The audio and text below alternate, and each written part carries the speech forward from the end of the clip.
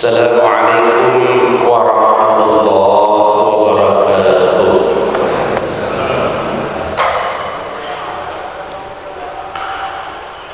Alhamdulillahi rabbil alamin, alladzi khalaqal mauta wal hayata liyabluwakum ayyukum ahsanu amala. Asyhadu an la ilaha illallah wahdahu la syarika lah wa asyhadu anna Muhammadan abduhu wa rasuluhu la nabiyya ba'dah.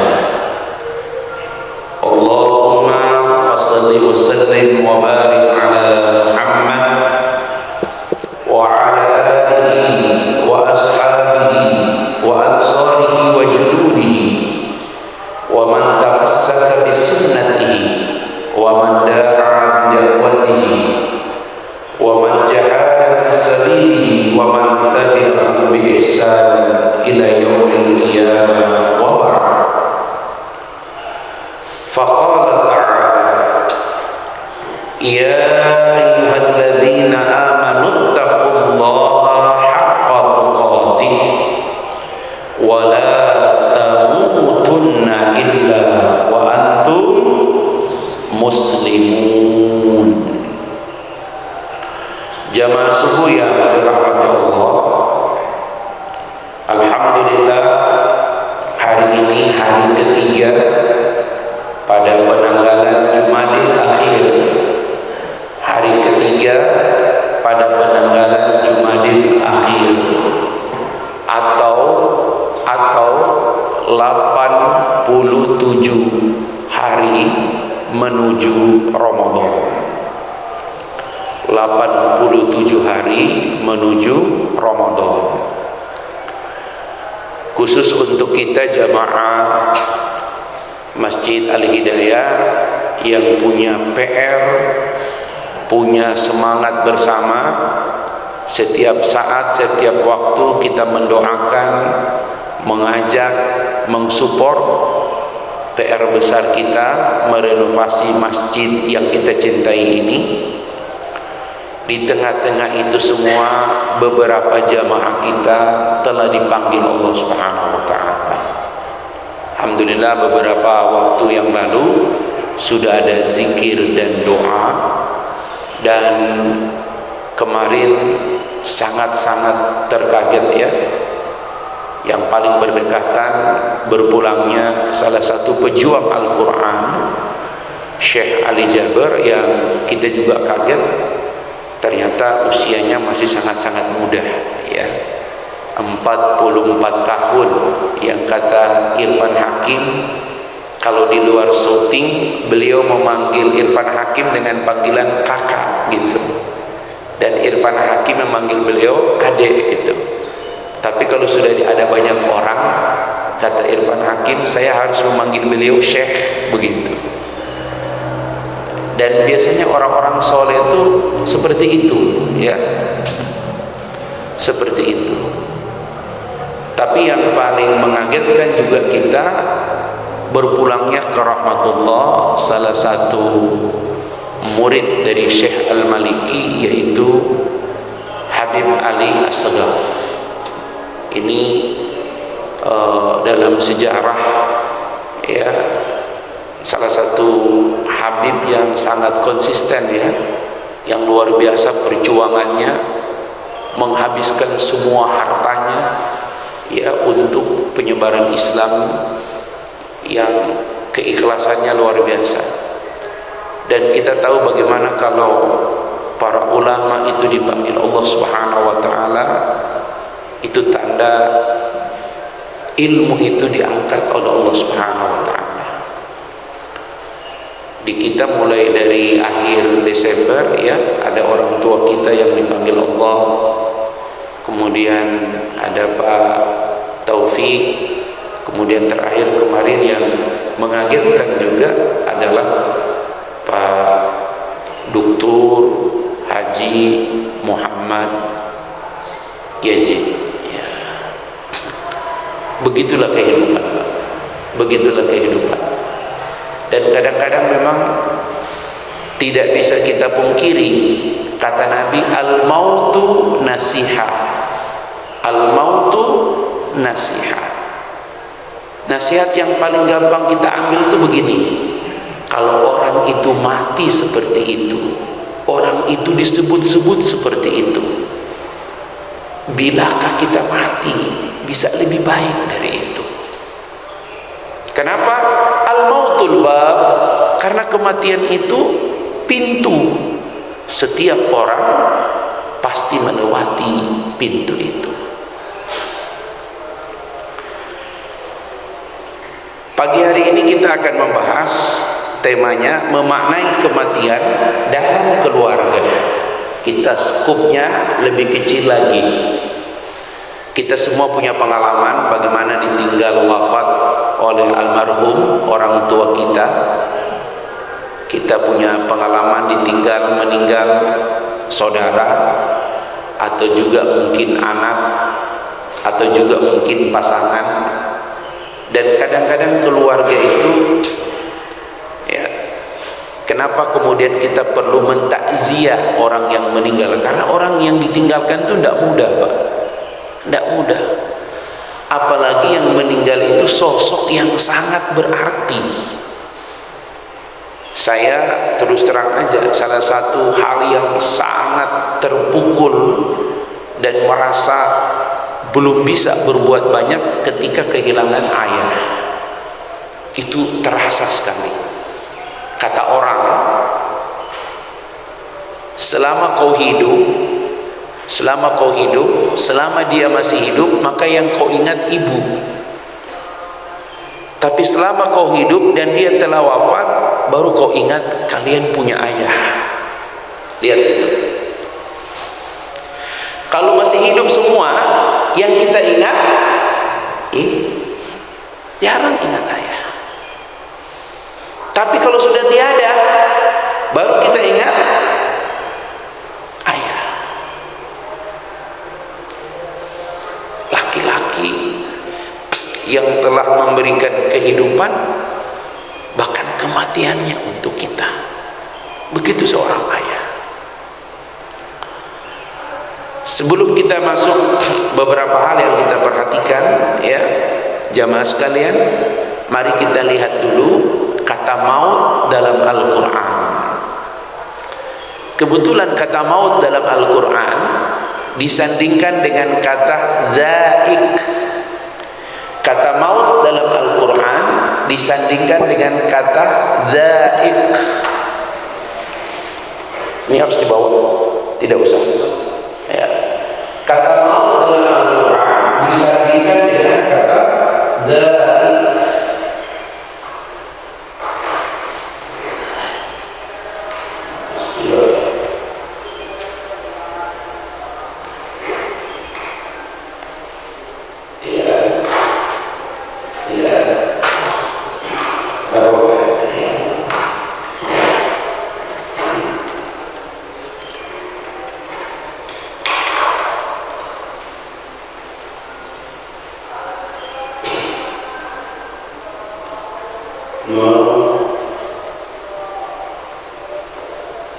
Maknai kematian dalam keluarga. Dalam Al-Quran kata al-maut itu selalu digantikan dengan kata zaik.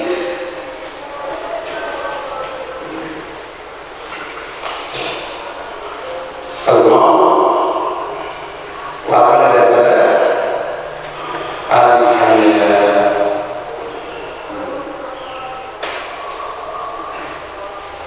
Hayyul ma zaik. Apa ini zaik? Apa? Merasakan. Zaik, rasa. Jadi wajar kalau ada orang yang meninggal, yang paling tersakiti itu rasa. Kalau ada orang meninggal itu tidak ada nangis,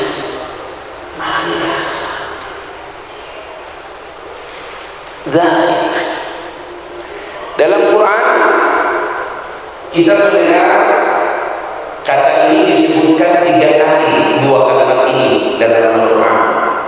Biasanya kita pasti hafal redaksinya. Kullu nafsin dha'iqatul maut.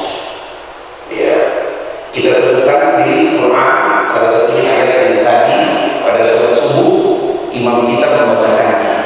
Kita urut dulu dari atas 29 tadi yang dibaca ini ayat 57. Kemudian Quran surat 21 ayat 35. Yang paling berat adalah Quran surat Al-Imran ayat 185. Kullu nafsin dha'iqatul maut summa ilaina turja'un. Ini yang pertama. Ya, kita baca dulu ayat-ayatnya, kemudian kita bisa ambil pelajarannya. Ya, yang pertama, ya, yang pertama adalah 29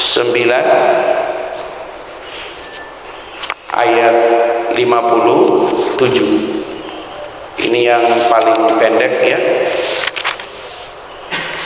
Urutannya kira-kira seperti itu. Kita buka dulu pelan-pelan ya.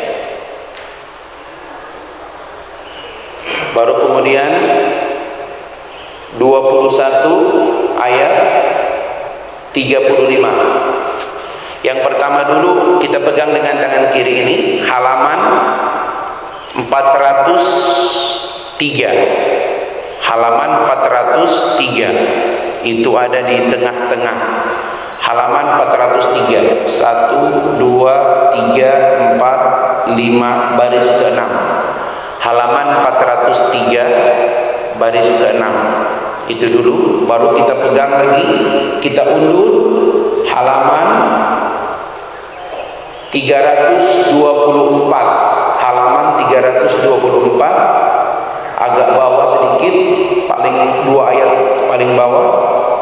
Nah, baru kemudian kita pegang lagi dengan tangan kanan kita satu ya, Ali Imran 185. Tepatnya ayat halaman 75. Ya, halaman 75. Halaman 70.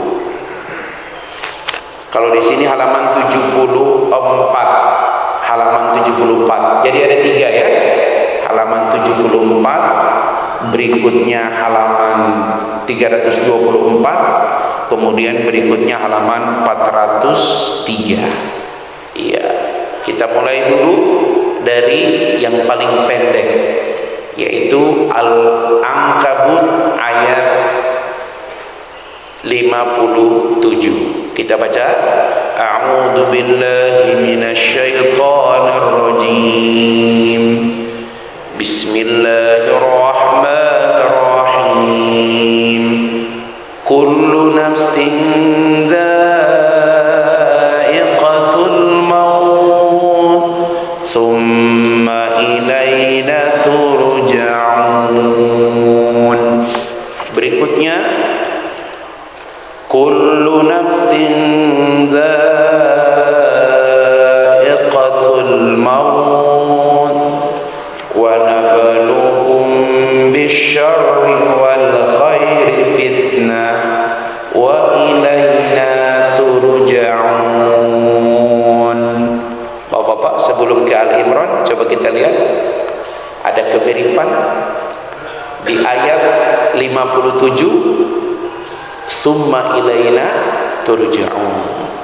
Di ayat ya berikutnya ya, di ayat 35 ya, wa ilaina turja'un.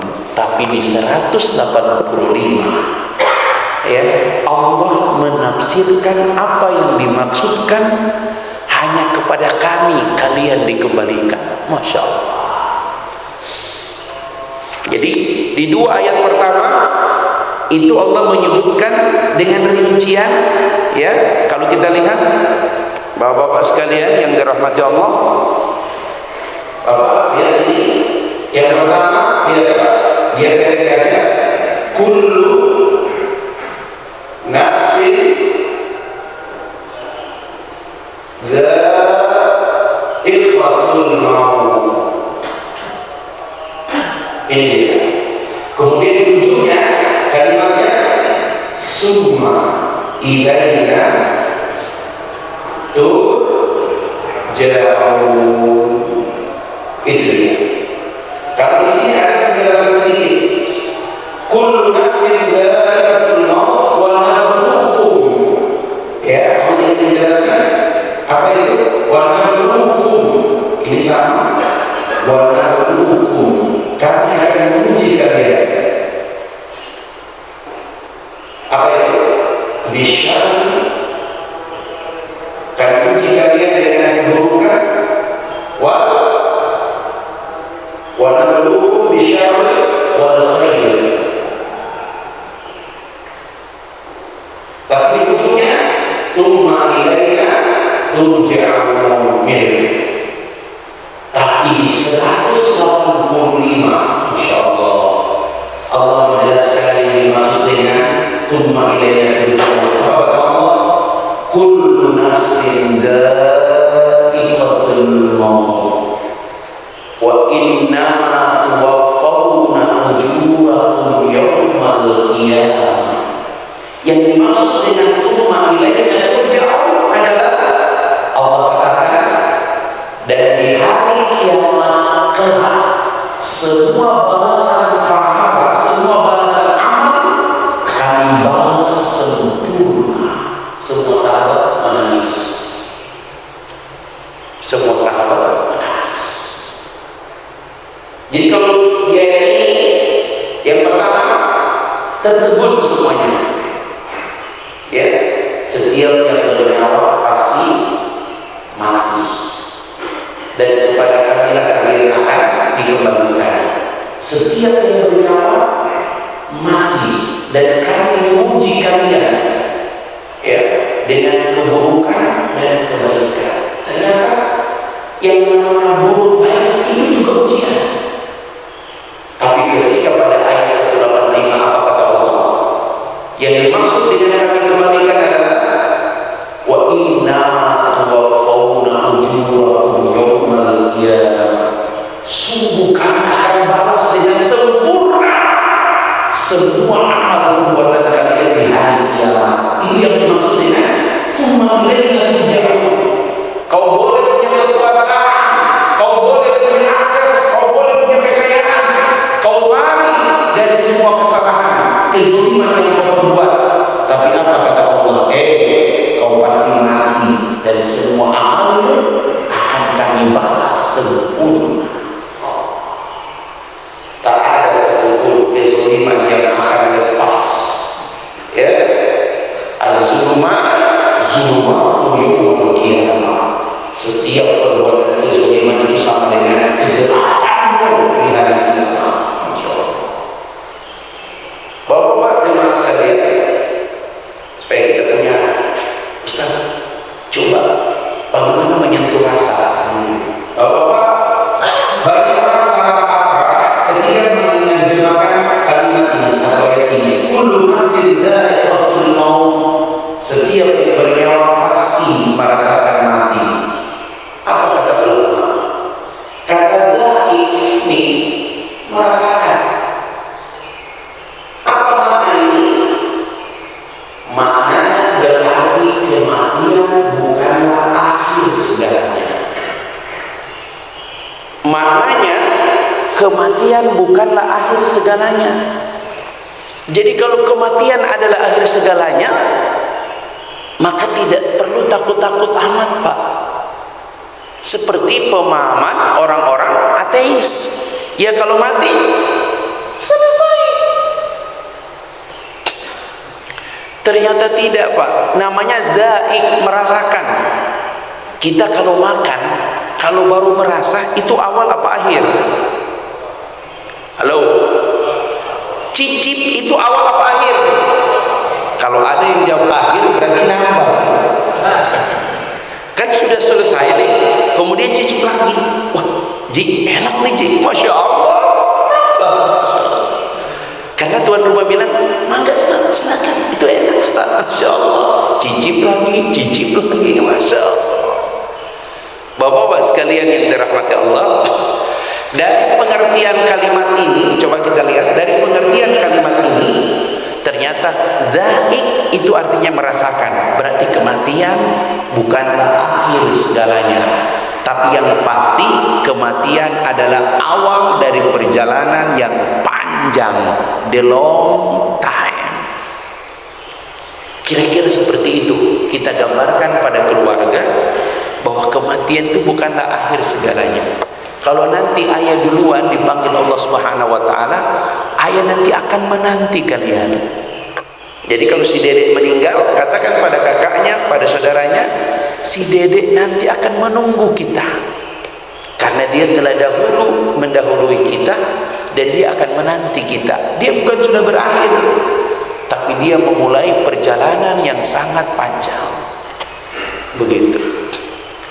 Itulah sebabnya kenapa ada ayat yang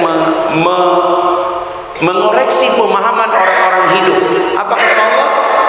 Wala taqulu liman yuqtalu fi sabilillahi amwat. Jamak daripada maut, amwat.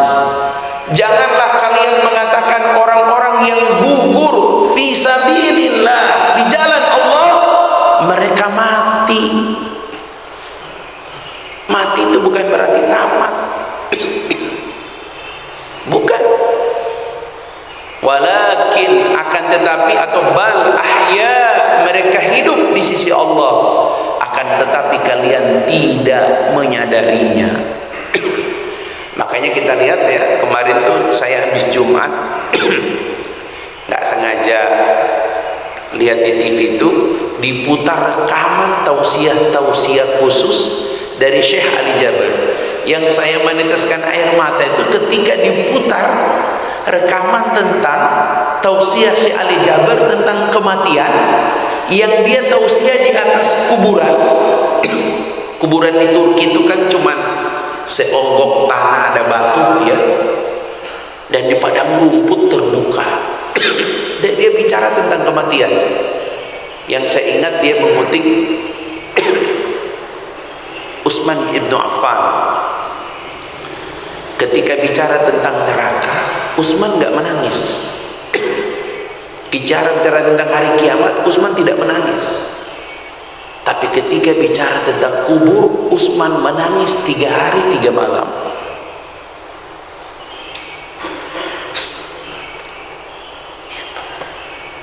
Karena itu gerbang, dan kita sendirian. Kalau di hari kiamat banyak orang, di hari kiamat banyak orang, Pak. Tapi di alam kubur sendirian. 3 hal yang mengantar orang ke kuburan: harta, keluarga, amal. Tapi 2 hal pulang. Keluarga secinta-cintanya tidak. Nggak ada satupun istri yang bagaimanapun mau ikut, nggak ada. Karena janjinya sehidup semati. Satu hidup, lu yang mati. Begitu. Kagak ada nangis bagaimanapun. Nggak. Harta tikar butut Pak. Itu SOP-nya nggak boleh dibiarkan. Kan nutupin supaya tidak kena tanah kan. Ditutup pakai tikar itu. Tikar itu diangkat lagi Pak, bawa pulang. Masya Allah. Dan yang tertinggal di alam kubur itu hanyalah amal. Masya Allah. Tergantung amalnya. Kalau amalnya baik, maka dia akan berubah seperti pengantin yang menemani dirinya. Masya Allah. Berarti 3 hari 3 malam Utsman menangis. Makanya yang tidak percaya ada azab kubur, Saya tidak ingin berpolemik tentang mereka yang tidak percaya ada azab kubur. Saya katakan mereka nanti bakal rugi. Bagaimana kita tidak percaya azab kubur? Setiap kali kita sholat, salah satu doa yang tidak pernah ditinggal Nabi adalah Allahumma inni a'udzubika min adabi jahannam wa min adabil. Bagaimana antum tidak percaya ada azab kubur kalau tiap doa itu antum baca itu? Berarti pasti ada azab kubur. Masalahnya ketika ada azab kubur, antum sendirian di neraka. Mohon maaf, di neraka itu kenapa ada orang berani ngomong saya juga nggak takut-takut kok dengan neraka? Karena dia tahu dia nggak masuk sendirian, bareng-bareng.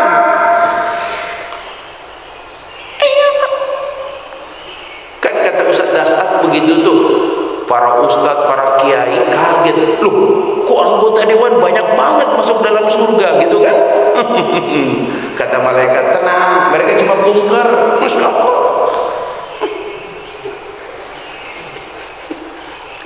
cuma kunker, paling lama 3 hari ya. Masya Allah.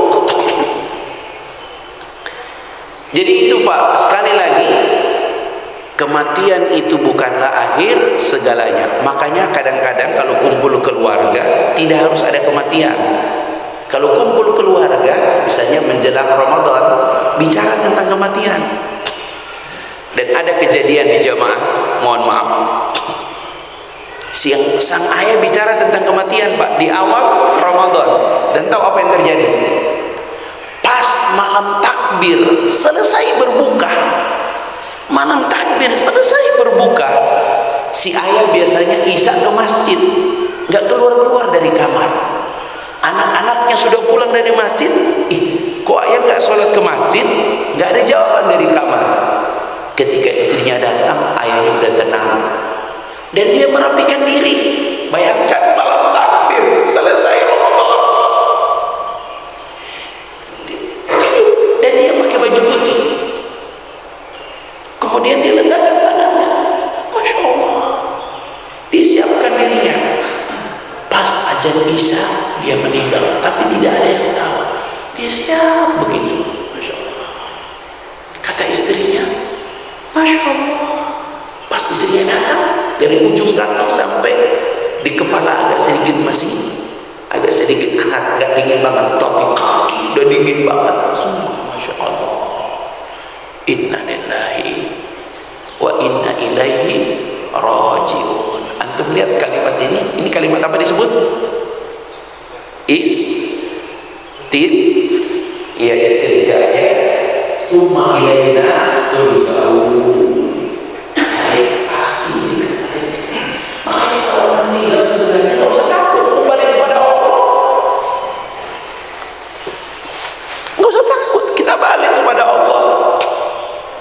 Ya, balik kepada Allah. Makanya ada doa Pak, doa ya Allah.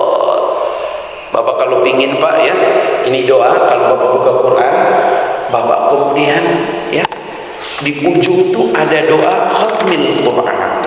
Ya. Salah satunya ini yang saya sering ulang-ulang doa saya, Allahumma inni as'aluka isyatan haniyatan. Ya Allah, berikan kepadaku isyatan haniyatan, kehidupan yang nyaman, wa mitatan sawiyatan. Apa itu?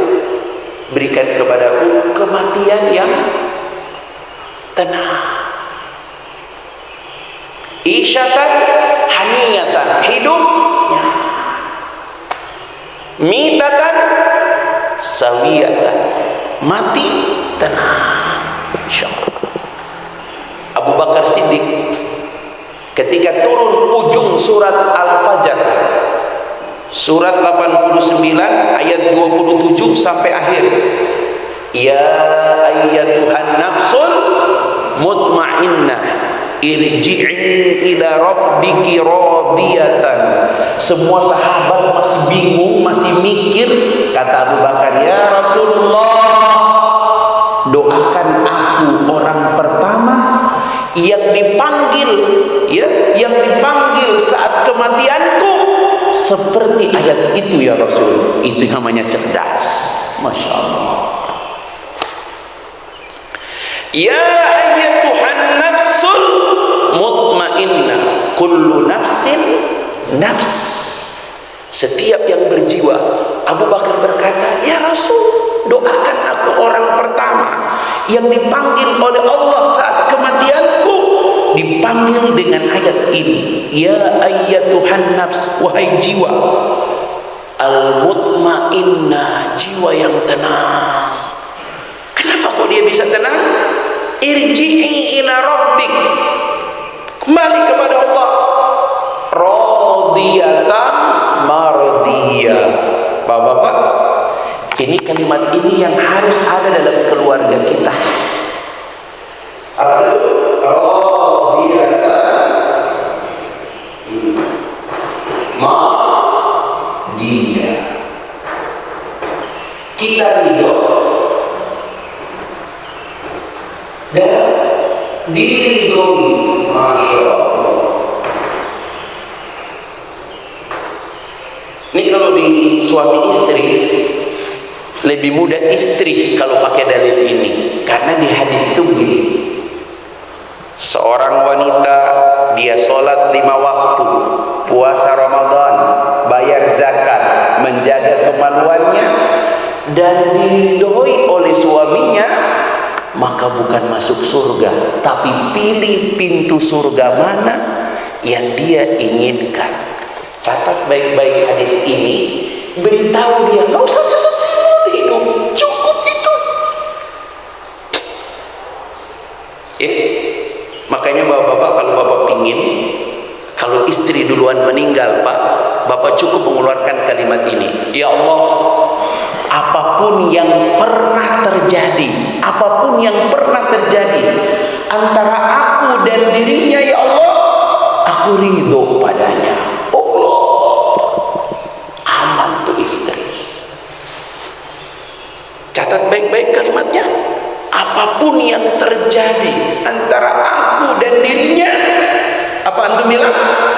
Aku ridho padanya. Allah, itu istri, Pak. Tenang. Jadi antum bisa bergending dengan istri mulai sebentar. Mama pengen aman gak? Masya Allah. Gampang banget, Masya Allah. Ya, kalimat ini kalimat paling mahal. Ini yang disebut apa ya? Kalau buka laptop, kalau buka handphone harus ada apa namanya? Password. Kalau seorang istri dapat password dari suaminya, kalimat ini Pak catat baik-baik. Ya Allah, kalau aku mati duluan, antum udah sakit nih, kasih tahu istri.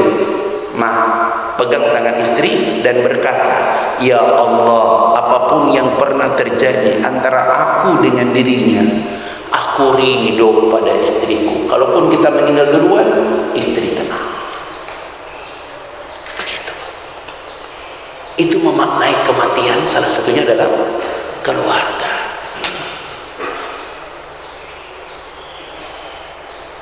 Ustadz, ini mah teori, tapi kalau lagi ada yang meninggal nggak ada kepikiran begini-begini ya, Masya Allah. Makanya harus tenang ya. Saya waktu abah saya meninggal, Pak, lagi ceramah begini nih ya, ceramahnya di masjidnya Pak Muaz Al-Falah belakang Jogja. Jam menunjukkan jam 9 lebih, jam 9.12 apa jam 9.15. Itu handphone saya lagi ceramah bunyi, saya angkat, yang telepon ketua DKM. Pak Ustadz, ada apa Pak Haji? Abah nih. Abah siapa? Abah Ustadz. Masya Allah, kenapa? Udah mau ngantar ini Ustadz. Masya Allah, bukan sehat-sehat, bayangkan. Masya Allah, kasih.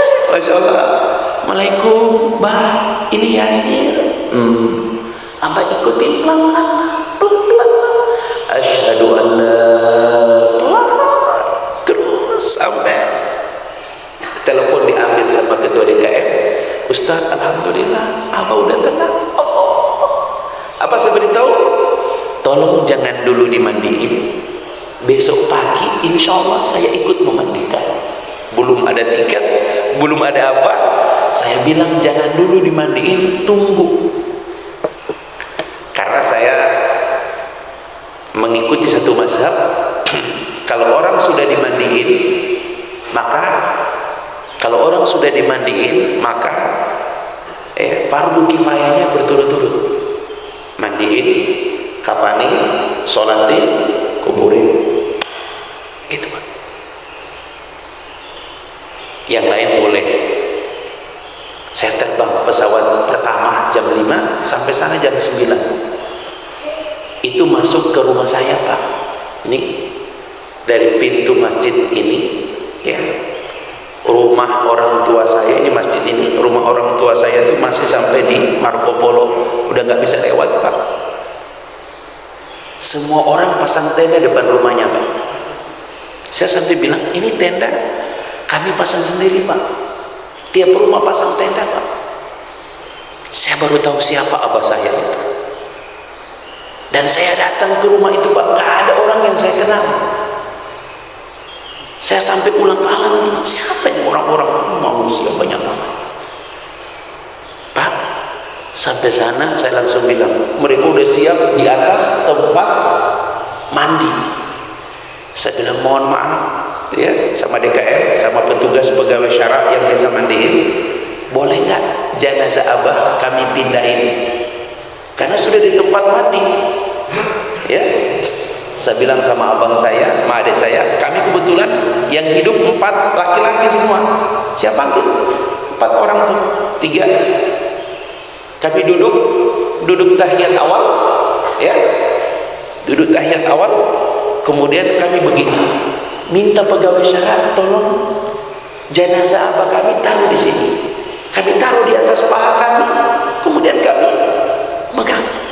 Dan kami beri silakan pegawai syarat mandiin di atas paha kami. Itu Pak. Kenapa seumur hidup kami tidak pernah mandiin jenazah Abah? Seumur hidup. Waktu dia sakit pun yang mandiin ibu. Tapi waktu itu kami nggak mau taruh di atas kurung mata, dimandiin, dibalik, di apa, Masya Allah, sampai beres, dikafanin, kami masih megang, terus sampai dia beres, baru dipindahin.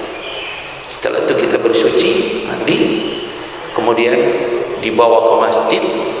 Masjidnya sebesar ini, kami sholatin, saya imam. Selesai saya mau balik kanan, karena kan imam menghadap ke depan. Mau balik kanan, Masya Allah, nggak bisa keluar. Maaf Ustaz, boleh gantian? Masya Allah, jamaahnya kayak jamaah sholat Idul Fitri, itu pun 2 kali lipat. Disolatin lagi, keluar tuh jamaah, Masya Allah. Mau dikuburin Pak, dari sini ke Umul Qura kuburannya. Ambulans sampai 3 Pak disiapin, nggak ada satupun ambulans yang bisa dipakai Pak. Jenazah abah itu harus kami opor-opor Pak, Masya Allah. Terakhir remaja nggak mau dioper. Kata remaja masjid tuh, ini dulu mangga beliau, sirisak beliau, kelapa beliau, hampir tiap hari kami ambil dan beliau nggak pernah marahin kami. Saat ini kami yang akan, terakhir remaja itu yang bawa mereka, ada berenang itu berdelapan, angkat jenazah almarhum sampai ke kuburan jalan, Masya Allah. Mau turun di kuburan Pak, saya kaget. 4 jamaah tabligh sudah di bawah, semuanya, Masya Allah. Saya bilang, Syekh, giliran kami. Ustaz, antum sudah imam tadi, antum sudah doa tadi, beri kami kesempatan. Dulu almarhum bapak kami meninggal, beliau datang sampai di kuburan, Masya Allah, 4 orang jamaah tabligh. Saya bilang, boleh nggak minta 1 aja naik, karena abang saya pingin Akhirnya yang satu mengalah, abang saya ikut. Itu pun cuma berdiri, abang saya nggak bisa buat apa-apa. Ya, itu di kepala itu amir jamaah tabligh itu dia yang pegang, dia yang buka kayak kafan, dia yang sungguh, masya Allah. Itu yang saya ingat pada almarhum bapak saya, masya Allah. Makanya kalau masih ada orang tua tuh jaga dia baik-baik.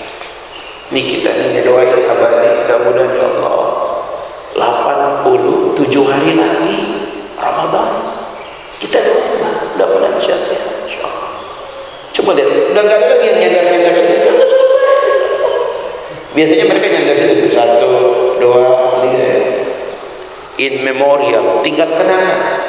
Tapi bukan berarti antum nggak boleh nyandar situ, mah nggak nyandar. Yang nyandar situ semuanya dicatat, checklist ya, checklist, masya Allah. Kalau yang tiang ini, tiang juga dicatat. Yang di tiang-tiang dicatat. Berarti itu. Kalau antum tiangnya di sini berarti Abu Bakar, ini Umar, itu Utsman, itu Ali. Yang dipanggil duluan Abu Bakar, masya Allah. Gak apa-apa ini dipanggil duluan, yang penting apa? Dipanggil dengan tenang, bihusnil khatimah. Makanya doa paling utama, Allahumma rzuqna taubatan nasuha, Allahumma inna nas'aluka min husnil khatimah. Kalau antum perhatikan, putar rekaman ceramah Ustaz, sebelum ditutup saya pasti menutup doa dengan dua doa itu. Allahumma rzuqna taubatan nasuha, Allahumma inna nas'aluka min husnil khatimah. Karena itu yang terbaik, diberikan kita taubat yang paling sesungguhnya, dan kita diberikan rizki bihusnil khatimah.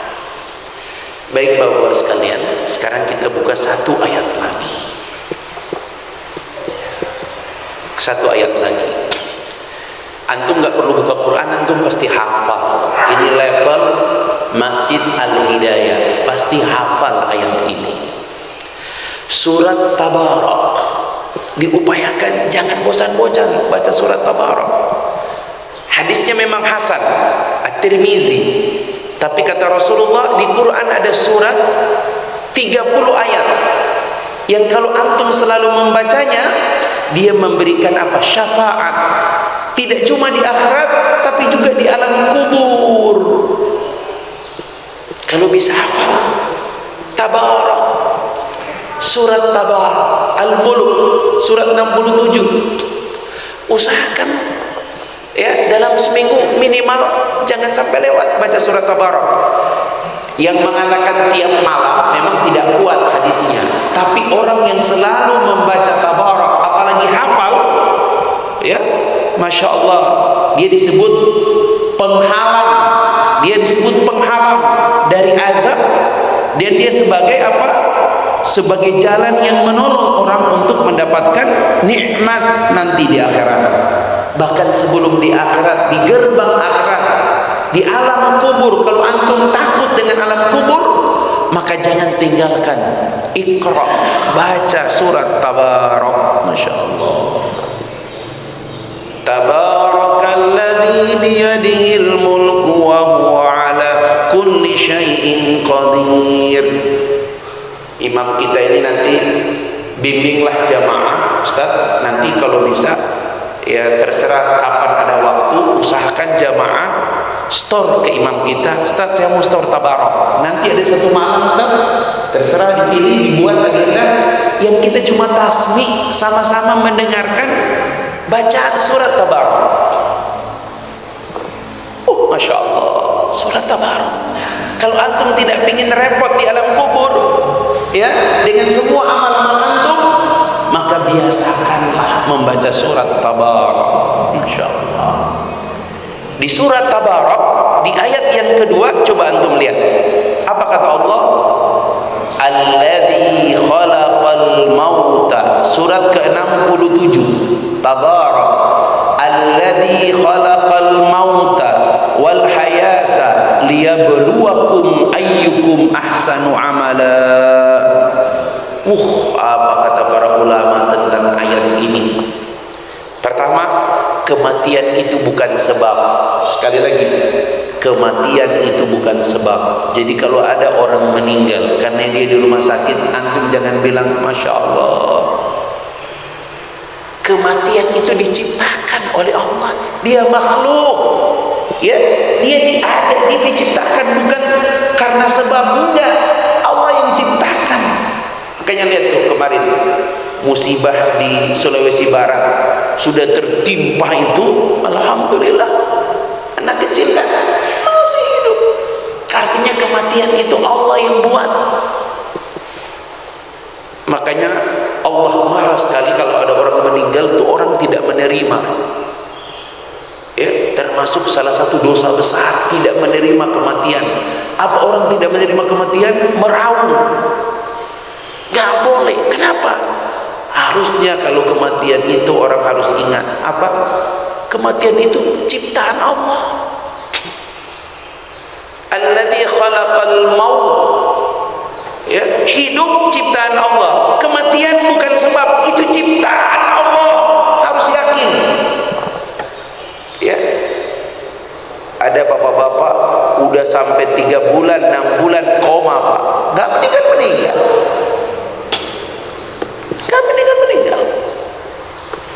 itu keluarganya masih kekeh, pokoknya selama alat itu masih berfungsi jangan dicabut, masih mendingan dia gitu. Masya Allah. Coba bapak-bapak, kematian itu Allah ciptakan. Alladzi khalaqal mauta wal hayata. Apa kata Allah? Liyabluwakum. Kematian dibuat oleh Allah sebagai ujian bagi kalian. Kehidupan yang kalian jalani ujian bagi kalian. Jadi bukan cuma mati, hidup juga ujian. Alam dunia ini alam ujian. Alam istirahat itu di surga. Begitu. Tapi apa kata Allah? Lihat ini. Ayyukum ahsanu amala. Ujian itu untuk melihat siapa yang paling baik amal perbuatannya. Masya Allah. Beberapa ulama tafsir menjelaskan beberapa tafsir dari ayat ini. Di antaranya, ya, ada yang mengatakan ayyukum ahsanu amala, yang paling sabar. Ada yang mengatakan yang paling ikhlas. Ada yang mengatakan yang paling mengikuti Rasul. Kalau bahasa teman-teman kita, yang paling sunnah. Itu matinya sunnah banget Ustaz, Masya Allah. Dipaksakan istilahnya, ya, Masya Allah. Gitu Pak. Tapi apa kata ulama? Ternyata kematian itu tidak harus dilihat umurnya berapa. Karena ayyukum ahsanu amala. Ya. Ayyukum ahsanu amala. Ya. Pas kita jam 6 baru kita sholat, ya. Ayyukum ahsanu amala. Bukan berapa jumlah amal kalian, siapa yang paling banyak amal kalian, enggak. Bukan kuantitas, kualitas. Makanya kita lihat beberapa sahabat umurnya enggak panjang-panjang amat, tapi amalnya Masya Allah. Salah satunya Muaz, ya, dia masuk Islam sebelum Rasulullah hijrah melalui sahabat, ya, Mus'ab bin Umair, pemimpin orang-orang Madinah, ya. Tapi dia meninggal setelah 5 tahun bersama Rasulullah. Berarti jenjang dia berislam baru 6 tahun dia meninggal. Apa kata Rasulullah ketika, ya, meninggal? Ars bergetar. Masya Allah. Betapa kualitasnya luar biasa. Jadi bapak-bapak nggak usah mikir saat saya baru hijrah, nggak apa-apa. Allah hitung sejak antum hijrah sampai sekarang. Rebut sampai antum dapat nafsul mutmainnah, itu dia. Ya, serebut. Karena yang dituntut oleh Allah ayyukum ahsanu amala. Makanya apapun komentar orang, antum terus beramal, karena komentar itu nggak akan hilang. Apalagi sekarang ada dunia netizen, itu dunia baru. Dulu penulis Amerika menulis tatanan dunia baru, salah satu dunia baru itu salah makan aja dihajar sama netizen. Masya Allah, itu netizen itu berlaku kalau antum suka buka medsos. Kalau handphone jarang antum buka, gak pengaruh. Gitu aja. Beramal. Wa qul i'malu fasayarallahu amalakum wa rasuluhu wal mu'minun. Yang kamu pikirkan cuman Allah, Rasul, orang beriman. Titik. Gak usah pusing dengan komentar netizen. Gitu, Pak. Selesai. Yang terakhir, Ustaz, titiknya ada di mana ini kalau begitu? Titiknya kalau ke dalam keluarga, bapak yang di sini, kalau ditanya bagaimana mengenai kemudian dalam keluarga, cuma satu ini, sejauh mana keluarga kita siapkan ini, ridho dan kita ridho.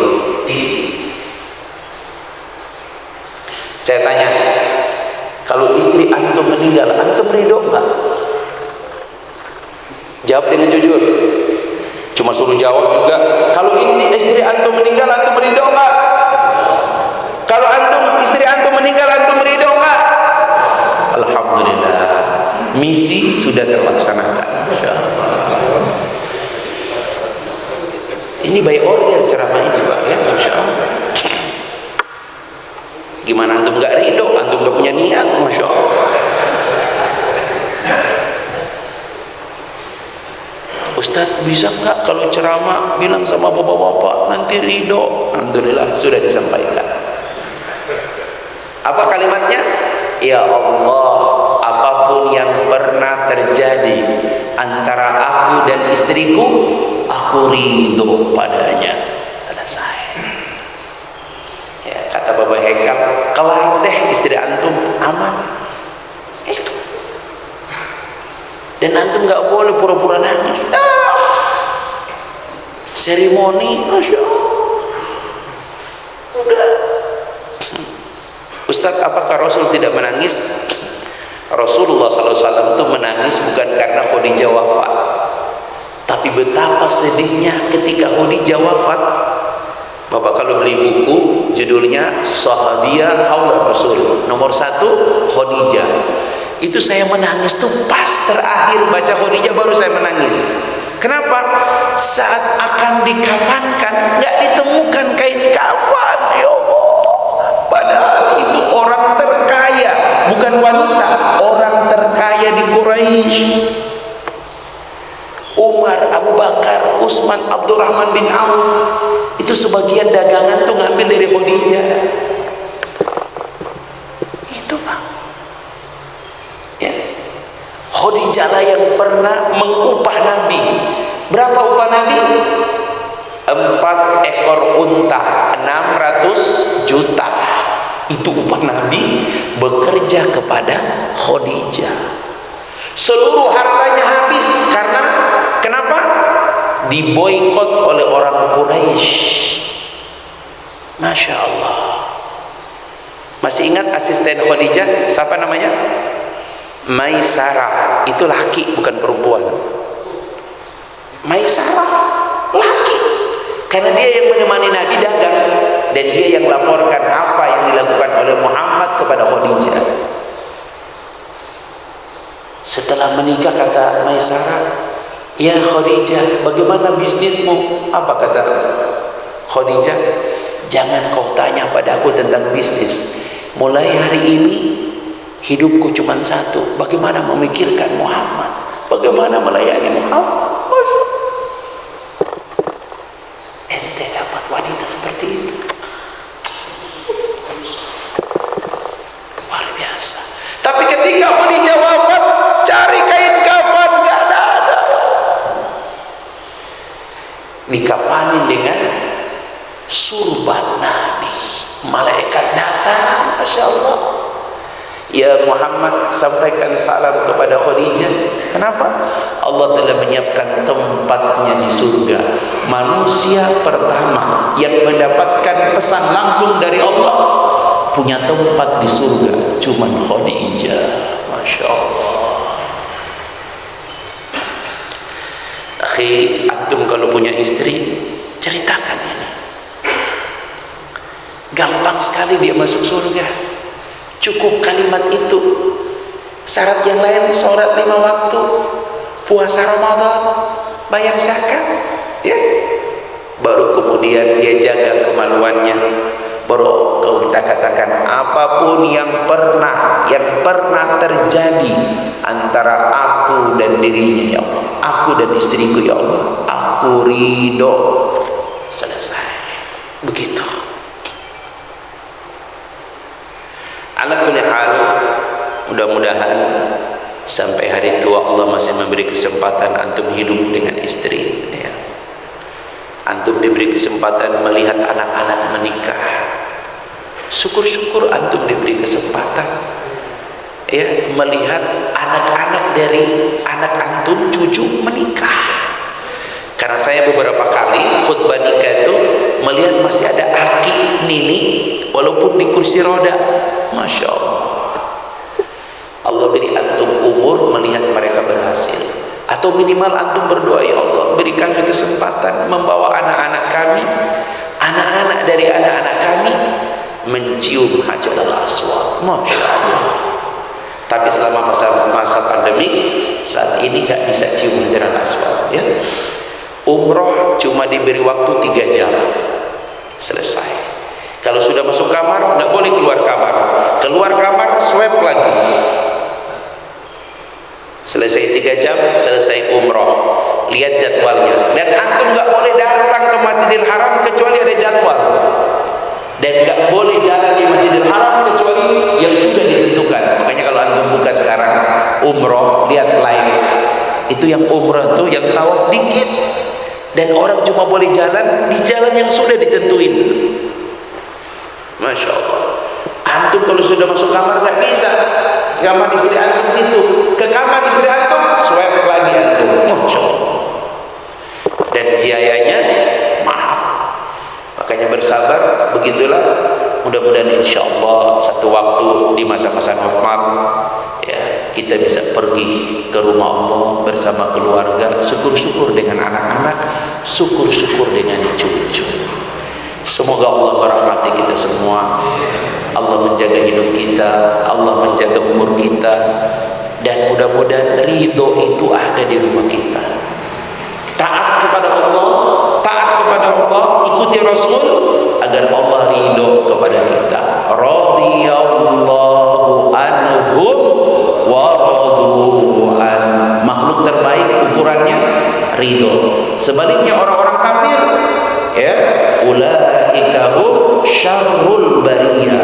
Orang kafir makhluk yang paling buruk. Sementara orang beriman, innal ladzina amanu wa 'amilus solihati lahum jannatun tajri min tahtihal anharu khalidina fiha abada. Radhiyallahu anhum wa radu an. Dzalika liman khasyiya rabbah. Hadirkan rasa takut kita kepada Allah. Dengan begitu kita pantas mendapatkan ridha Allah Subhanahu wa taala. Doakan istri-istri kita, doakan anak-anak kita, mudah-mudahan mereka takut pada Allah, taat pada Allah. Dan doakan mudah-mudahan anak-anak kita saat kita wafat, mereka mengantarkan kita dengan kalimat la ilaha illallah. Doakan mereka yang mengimami sholat kita, doakan mereka yang memasukkan kita ke dalam neraka. Dan doakan mudah-mudahan semua amal soleh mereka akan menjadi pahala yang mengalir pada kita. Amin ya rabbal alamin. Allahumma salli ala Muhammadin wa ala ali Muhammad. Allahumma arzuqna taubatan nasuha. Allahumma inna nas'aluka min husnil khatimah. Allahumma ya Allah, jauhkan fitnah pada akhir kehidupan kami, apalagi pada kematian kami, ya Allah. Allahumma ya Allah, Allahumma ighfir lahu warhamhu wa'afihi wa'fu anhu. Allahumma ighfir laha warhamha wa'afiha wa'fu anha. Allahumma ighfir lahum warhamhum wa'afihi wa'fu anhum wa akrim nuzulahum wa waqsi madkhalahum wa adkhilhum jannata ma'al abrar wa adkhilhum jannata ma'al abrar ya aziz ya ghafar ya rabbal alamin. Rabbana ighfir lana dhunubana wa liwalidina warhamhum kama rabbawna shighara wa li jami'il mu'minina wal mu'minat wal muslimina wal muslimat al ahya minhum wal anwat. Ya Allah, akhuna al karim Dr. Muhammad Yazid, akhuna al karim Haji Taufiq, akhuna al karim suyukhuna Syekh Ali Jabar. Ya Allah, Allahumma ighfir lahum warhamhum wa'afi wa'fu anhum. Allahumma ighfir lahum warhamhum wa'afi wa'fu anhum wa akrim nuzulahum wa wasi madkhalahum wa adkhilhum jannata ma'al abrar wa adkhilhum jannata ma'al abrar ya aziz ya ghafar ya rabbal alamin. Rabbana ighfir lana wal ikhwana alladhina sabaquna bil iman wa la taj'al fi qulubina ghillan lil ladzina amanu rabbana innaka ra'ufur rahim. Wa sallallahu ala Muhammadin nabi wa ummi wa ala alihi wa baraka wa sallam bi fadlik. Subhana rabbika rabbil izzati amma yasifun wa salamun ala al mursalin walhamdulillahi rabbil alamin. Subhanakallahumma bihamdik asyhadu an la ilaha illa anta astaghfiruka wa atubu ilaik. Lebih dan kurang yang mohon dimaafkan. Billahi bisabil haq. Assalamualaikum warahmatullahi wabarakatuh.